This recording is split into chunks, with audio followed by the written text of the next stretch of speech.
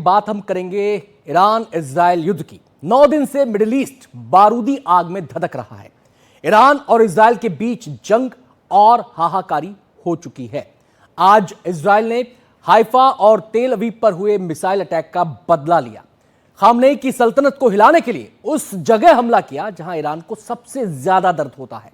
Israeli air force ने Iran के Isfahan nuclear centre पर ताबड़तोड़ बम बरसाए। इजराइल का दावा है कि इस हमले में इस्फहान में सेंट्रीफ्यूज कार्यक्रम को भारी नुकसान पहुंचा, लेकिन ईरान के मुताबिक किसी लीक की जानकारी अभी सामने नहीं आई है। इजराइल ने मिसाइल के गोदाम पर भी बमबारी की। इजराइल की लीडरशिप का दावा है कि ताजा हमले के बाद ईरान का परमाणु कार्यक्रम कम से कम 2 साल पीछे हो गया है। लेकिन क्या यह सच है? क्या वाकई इजराइल के हमले के बाद ईरान पीछे हट जाएगा? क्या ईरान को न्यूक्लियर बम बनाने से रोक दिया गया है?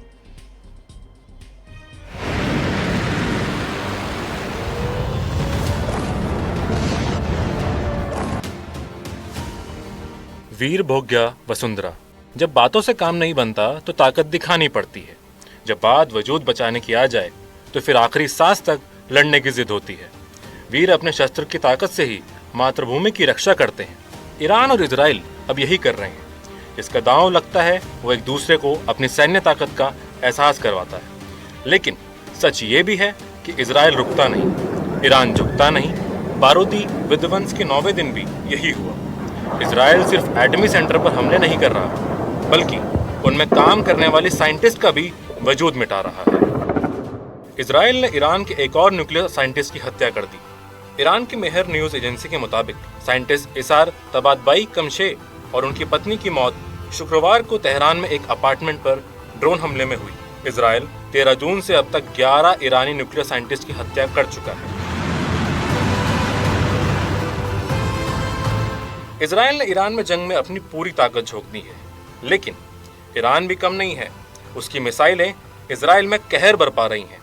इजराइल के प्रधानमंत्री नेतन्याहू उस सेंटर पर पहुंचे जिसे ईरान की बैलिस्टिक मिसाइल ने जमीदोज किया था। नेतन्याहू ने बर्बादी देखी और फिर कहा ईरान को हराने तक, खामनेई की सल्तनत को मिट्टी में मिलाने तक जंग जारी रहेगी। This building behind me and next to me says everything. That's what this regime is about. That's what the Iranian tyrants are about. As long as it takes. That's the answer.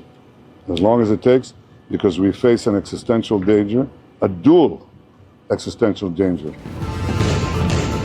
दिल की बात फिर जुबां पर आ गई। Israel की चिंता सिर्फ और सिर्फ यही है कि किसी भी तरह, यानी साम दाम दंड भेद से ईरान के एटमी प्रोग्राम को खत्म किया जाए। ईरान के हाथ न्यूक्लियर बम ना लगे। यही वजह है कि वो बार बार ईरान के एटमी सेंटर को निशाना लगाकर हमले कर रहा है। इजराइल ने एक बार फिर पश्चिमी ईरान में इस्फहान एटमी सेंटर पर बारूद बरसाया। एक हफ्ते में दूसरी बार इस्फहान न्यूक्लियर साइट को टारगेट किया गया। इससे पहले 19 जून को ईरान के अराक और खोंडव न्यूक्लियर साइट को निशाना बनाया था। בשעתיים האחרונות הופעלו התרעות במספר מרחבים בשל חדירה של כלי טיס בלתי מאוישים מאיראן. אנחנו פועלים כדי ליירט את האיומים. חיל האוויר פועל מתחילת המלחמה ומסכל איומים לעבר מדינת ישראל. אך כפי שכבר אמרתי, ההגנה לא הרמטית. אתם האזרחים מוכיחים פעם אחר פעם כי הנחיות פיקוד העורף מוכיחות את עצמן. अगर इजराइल जोर लगा रहा है तो ईरान भी पीछे नहीं है। इजराइल पर ईरान के मिसाइल हमले भी रात भर जारी रहे। यरूशलेम में 2 मिसाइलें दागी गई। इससे पहले ईरान ने हाइफा में बेहिसाब बारूद बरसाया और जिस आयरन डोम पर इजराइल को फक्र था वो इस हमले को रोकने में नाकाम रहा। हालांकि इजराइल के प्रधानमंत्री ने कहा कि सिर्फ एक मिसाइल गिरी, बाकी हजारों मिसाइलें इंटरसेप्ट की जा रही हैं। One from 20,000 such rockets, 20,000, not one. This is one rocket, one missile. And the other is, of course, atomic bombs in the hands of this mad regime. बात सिर्फ मिसाइल अटैक की नहीं है। ईरान की तरफ से ड्रोन भी दागे जा रहे हैं। इजराइल की तरफ आत्मघाती ड्रोन भेजे गए। इजरायली सेना ने बताया कि ईरान की फोर्स ने 40 ड्रोन को तेल अवीव की तरफ भेजा था, लेकिन उन्हें बीच रास्ते में ही मार गिराया गया। हालांकि एक ड्रोन ने बेत शियान में एक घर को निशाना बनाया। टाइम्स ऑफ इजराइल को सेना ने बताया कि जंग की शुरुआत से अब तक 470 से ज्यादा ड्रोन यानी लगभग 99% ड्रोन को मार गिराया है।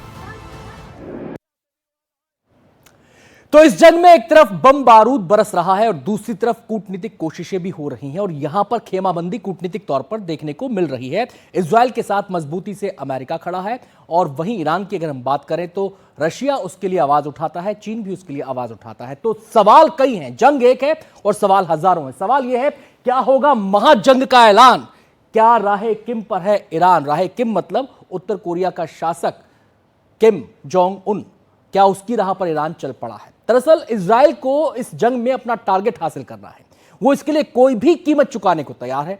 यही बात ईरान में खामनेई की सल्तनत पर लागू होती है, वो भी ईरान की हुकूमत को हिलाने में कोई कसर नहीं छोड़ रहा। लेकिन यह भी सही है कि ईरान की मिसाइलों से उतना नुकसान नहीं हुआ जितना इजराइल के हवाई हमले में हुआ है। कुछ अहम बातें अब मैं ग्राफिक्स के जरिए आपको बताने जा रहा हूं और वो ग्राफिक्स के जरिए क्या बताने जा रहा हूं कि न्यूक्लियर सेंटर के साथ इजराइल के टारगेट पर अब ईरान की खुफिया एजेंसियां भी हैं, यानी कि पूरी तरह से इजराइल ने कसम खा ली है ईरान की कमर तोड़ने की। 24 घंटे में 3 सीनियर कमांडर समेत 15 सैनिकों को मार गिराने का दावा किया गया है। ईरान के 3 सीनियर कमांडर और 15 सैनिक मार गिराने का दावा किया गया है। कुद्स फोर्स के कमांडर बहनाम शहरयारी का खात्मा कर दिया गया है, ये बात कही है आईडीएफ की ओर से, यानी इजराइल डिफेंस फोर्स की तरफ से बात कही गई है। शहरयारी को पश्चिमी ईरान में मार गिराया गया, यह दावा ईरान के इजराइल की तरफ से किया जा रहा है, जो ईरान पर उसने हमला किया। सीनियर कमांडर सईद इजादी के खात्मे का भी दावा इजराइल कर रहा है। तो एक के बाद एक लिस्ट बढ़ती जा रही है इजराइल की। सैन्य कमांडर ईरान के इसमें जुड़ते जा रहे हैं, दावे इनको लेकर किए जा रहे हैं। इजरायली जो बात की जा रही है कि इजराइल सेना लगातार दावा कर रही है, ईरानी ड्रोन ब्रिगेड के कमांडर जौदगी को भी मार गिराया, ये बात भी कही जा रही है। इजराइल की तरफ से दावा लगातार यहां पर किया जा रहा है। अब सवाल यह है कि अगर इजराइल का दावा सही है तो ईरान युद्ध में भारी नुकसान झेल रहा है और आगे भी इसकी गुंजाइश है कि वो झेले हो। इस नुकसान की बुनियाद पर दुनिया में कयास लगाए जा रहे हैं कि क्या ईरान उत्तर कोरिया बनने जा रहा है। हम ऐसा क्यों कह रहे हैं? भारत की सेहत पर इसका क्या असर पड़ेगा? सारे जवाब हमारी इस खास रिपोर्ट में आपको मिलेंगे।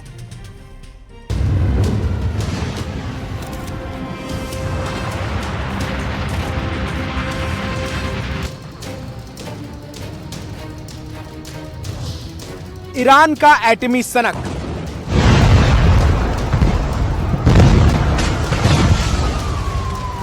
ईरान की न्यूक्लियर जिद,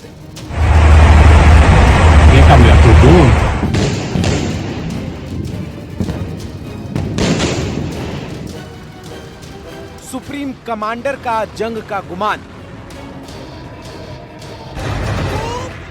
क्या महायुद्ध का सिग्नल है?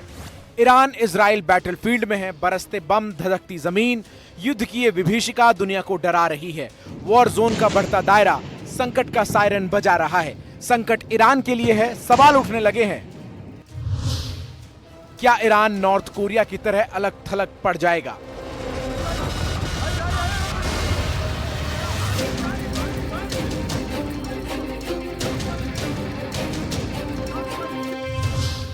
क्या ईरान अगला उत्तर कोरिया बनेगा?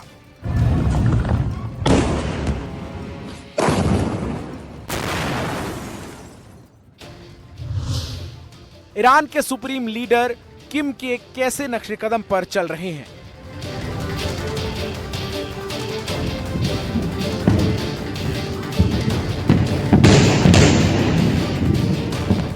सवालों का यह सुलगता तिलिस्म दुनिया को इसलिए बेचैन कर रहा है क्योंकि 13 जून से ईरान इजराइल बैटलफील्ड में है।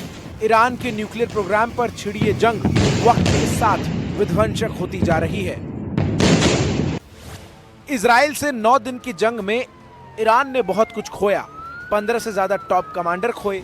सुप्रीम लीडर खमेनेई की सैन्य और कूटनीतिक ताकत कमजोर हुई। ईरान की मौजूदा हालात को देखकर दुनिया कयास ये लगा रही है कि न्यूक्लियर पावर के बिना ईरान दुनिया में अलग थलग पड़ सकता है, ठीक वैसे जैसे नॉर्थ कोरिया।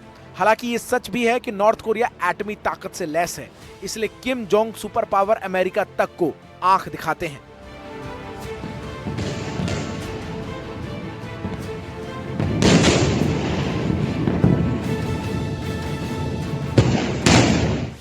एक वक्त था जब ईरान मिडिल ईस्ट में सैन्य महाशक्ति माना जाता था।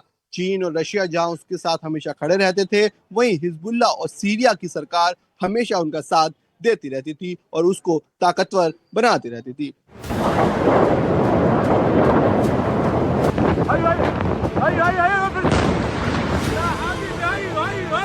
वहीं इजराइल के साथ ईरान के युद्ध ने पूरा समीकरण ही बदल के रख दिया है। वहीं अब सवाल उठता है कि क्या ईरान भी अब उत्तर कोरिया की तरह बढ़ता हुआ नजर आ रहा है। दो ताकतवर मुल्क वॉर जोन में हैं। जंग की विभीषिका दोनों मुल्क देख रहे हैं और झेल भी रहे हैं, लेकिन नुकसान तेहरान को ज्यादा हुआ। इजराइल के मिलिट्री एक्शन में ईरान के कई बड़े सैन्य अड्डे नेस्तनाबूद हो चुके हैं।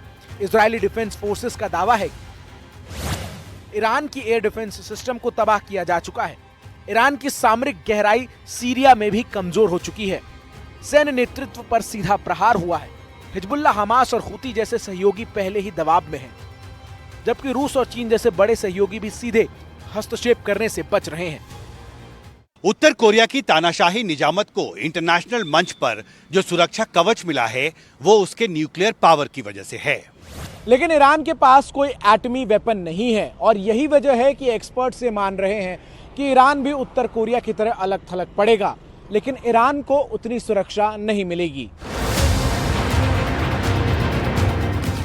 एक तरफ ईरान जंग झेल रहा है, संकट सिर्फ युद्ध के मैदान में ही नहीं है। 2022 में जब हिजाब कानून के नाम पर एक लड़की की मौत हुई थी तो पूरे ईरान में हिजाब क्रांति छिड़ गई थी। अब जब सत्ता की पकड़ कमजोर हो रही है, ऐसे में देश के भीतर एक और आंदोलन की संभावना जताई जा रही है। ईरान से भारत के पारंपरिक रिश्ते हैं और ईरान भारत का अहम रणनीतिक साझेदार भी है, चाहे वो चाबहार पोर्ट हो या फिर तेल आपूर्ति। ऐसे में अगर ईरान नॉर्थ कोरिया जैसे हालात में चला गया तो उसका वैश्विक व्यापारिक और कूटनीतिक प्रभाव करीब करीब खत्म हो जाएगा। इसका असर भारत समेत तमाम विकासशील देशों पर पड़ सकता है जो ईरान से जुड़ी आपूर्ति चेन में भागीदार हैं।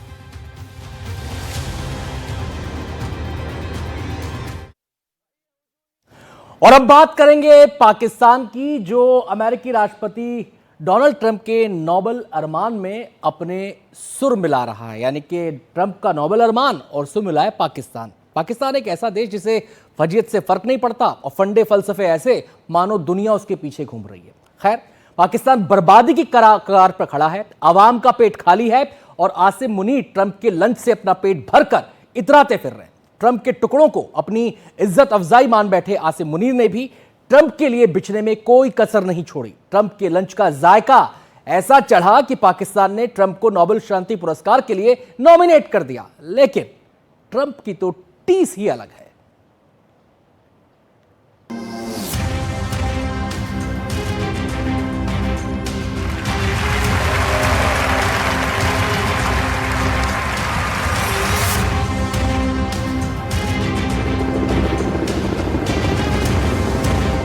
अमेरिका के राष्ट्रपति डोनाल्ड ट्रंप दूसरी बार राष्ट्रपति बने हैं।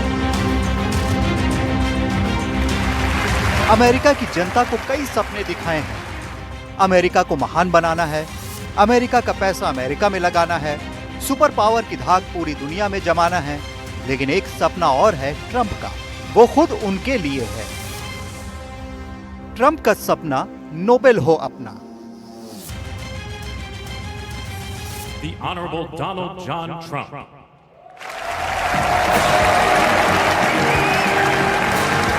जी हां, ट्रंप को इस बात का मलाल है कि उन्हें अब तक शांति का नोबेल प्राइज क्यों नहीं मिला।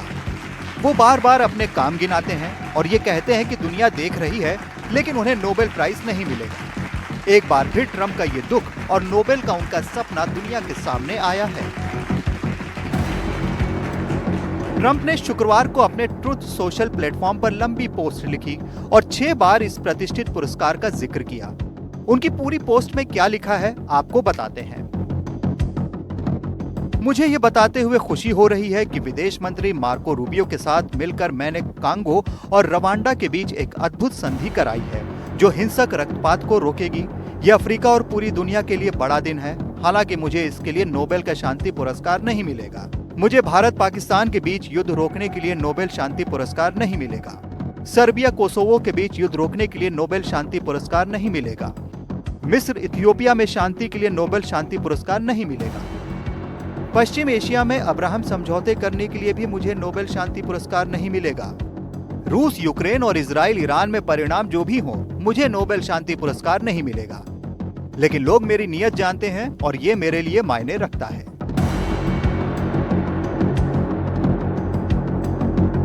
वैसे ट्रंप के इस नोबेल सपने में पाकिस्तान साथ आया है। हाल ही में पाकिस्तान के सेना प्रमुख असीम मुनीर और राष्ट्रपति डोनाल्ड ट्रंप के बीच व्हाइट हाउस में लंच हुआ था। इस लंच के बाद ही पाकिस्तान ने नोबेल शांति पुरस्कार के लिए डोनाल्ड ट्रंप को नॉमिनेट कर दिया है। नोबेल की राह नहीं है आसान। ट्रंप ये दावा करते रहे हैं कि जब वो पहली बार राष्ट्रपति बने थे तो एक भी जंग नहीं छिड़ी थी। वो रूस और उत्तर कोरिया से भी अच्छे संबंध बनाने में लगे थे। लेकिन उनके दूसरे कार्यकाल में हालात कुछ अलग हैं। रूस यूक्रेन युद्ध जारी है। इजराइल के गाजा में हमले जारी हैं, जिसकी वजह से गाजा में सिर्फ तबाही दिख रही है। वहीं अब इजराइल के हमले के बाद इजराइल की ईरान से जंग छिड़ गई है। ट्रंप फिलहाल कुछ भी रोकने में नाकाम साबित हो रहे हैं। खुद अमेरिका पर भी आरोप लगे हैं कि वो युद्ध भड़काए रखने के लिए यूक्रेन को हथियार दे रहा है और ट्रंप खुद इजरायली हमले के समर्थन में कई बयान दे चुके हैं। I can tell you this, that Iran's got a lot of trouble and they want to negotiate. And I said, why didn't you negotiate with me before? All this death and destruction. Why didn't you negotiate? I said to the people. Trump को Nobel क्यों चाहिए? ये कहा जा रहा है कि Nobel शांति पुरस्कार के लिए डोनाल्ड ट्रंप के जुनून का संबंध पूर्व अमेरिकी राष्ट्रपति बराक ओबामा की वजह से है। ओबामा को साल 2009 में पदभार ग्रहण करने के 9 महीने से भी कम समय में ये पुरस्कार मिला था। ओबामा को पुरस्कार के लिए चुनने के लिए ट्रंप ने नोबेल समिति की आलोचना भी की थी। 2019 में ट्रंप ने कहा था कि उन्हें नहीं पता कि ओबामा को ये पुरस्कार क्यों मिला। वहीं ट्रंप अब खुद नोबेल का शांति पुरस्कार जीतने की तमन्ना बार बार जग जाहिर कर रहे हैं। Bureau report, NDTV India.